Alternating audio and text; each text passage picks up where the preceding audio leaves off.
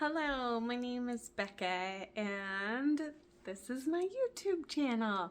This is the very first video. A long time ago I used to blog, and that's usually how I kept track of what was going on with both our firstborn and secondborn. And I printed those books and I loved having those books to refer back to, blog books. And then I started doing Instagram, and I printed up those chat books and I loved having those. And I always called it like the lazy mom's guide to scrapbooking. And the one thing that I regret is that I never documented them much with video referencing. Like, I don't have much video footage of my children. So I've been thinking about this for a while and talking about it with my kids and thinking, where can I keep all this stuff that I keep about my kids and document more about what we do together as a family. So here we go. Here's YouTube.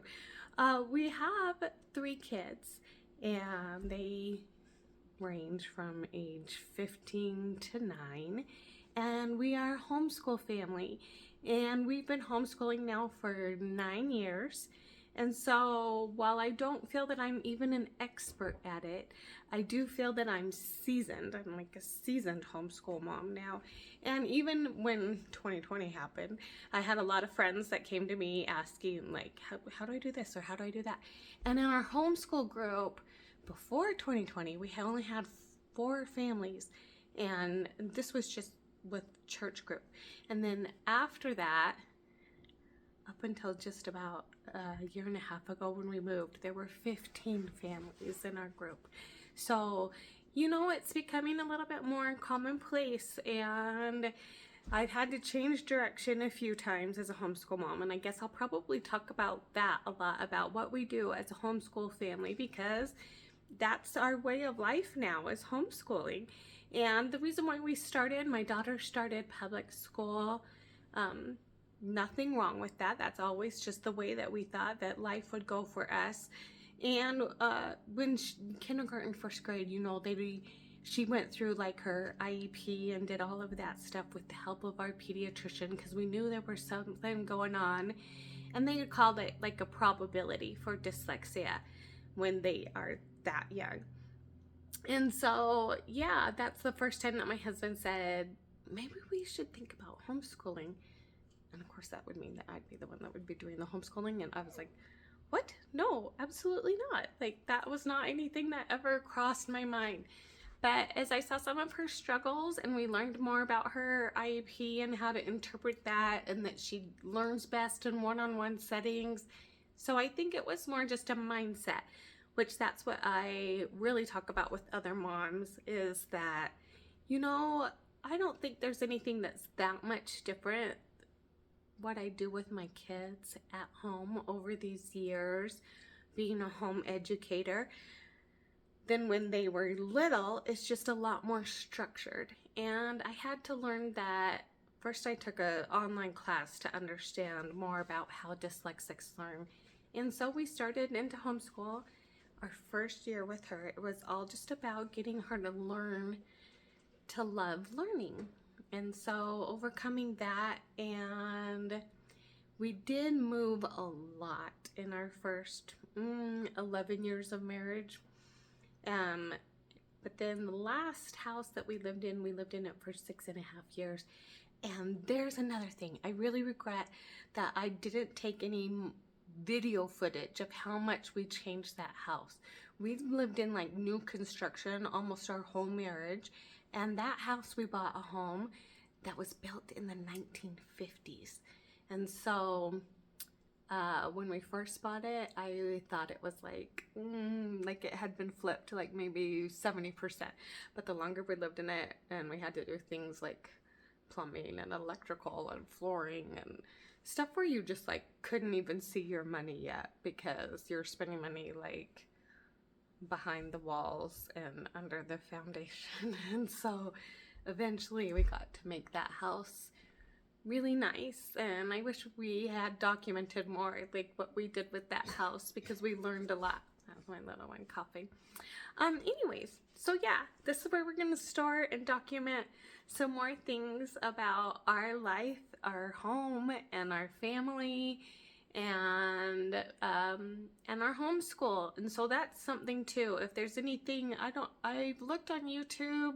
I know there's some homeschool channels out there, and I don't come at this saying that I'm an expert, but you know, for my kids to reference back what it was that we did and how we spent our days, and a lot of the things that I have learned over time and the way that I have become more confident in what's going on. It was very different in Texas than it is now where we are. We are in Utah now, and so that's one thing that you always got to check out first is what are the homeschool laws and what you have to do with like your local school districts and stuff like that.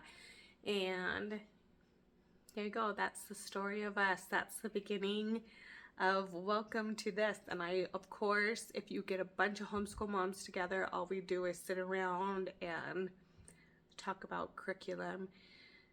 Our youngest is in gymnastics, and it was a homeschool gymnastics group, and so that was fun. And there's just been a lot of things that even with 3 kids that I feel that we're very busy, but in a good way. And I love my kids, and I love my husband, and he works from home, actually has a home office, and over all this time we spend a lot of time together, and they're still my favorite people to be around. And so field trips, things like that, I definitely need to try to take some video footage of that too. So here's the hope that I work more at documenting our lives, and I don't know a thing about editing, so I hope that I can learn that kind of skill and show my kids that we can learn no matter how old we are. I'm 47, so I'm like the late end of Gen X, so I don't even know about other people, but my daughter, she's old enough now to realize that like just the demographics of the people that we hang out with, her friends, other 15 and 16-year-olds, that their parents are younger if they are like the oldest kid, because their parents started younger. A lot of them did. So even when she was really little and I just hung out with other toddler moms, they were all at least like 10 years younger than me. And yeah, that's just kind of the way it goes, because we got a later start in life at having kids for the society that we hang around with. So yeah, so I know that there are people that are my age that are grandmas or facing empty nesting, and that's not me now. We're still in the thick of things in our late 40s, almost 50s. So here we are. That's the story of us.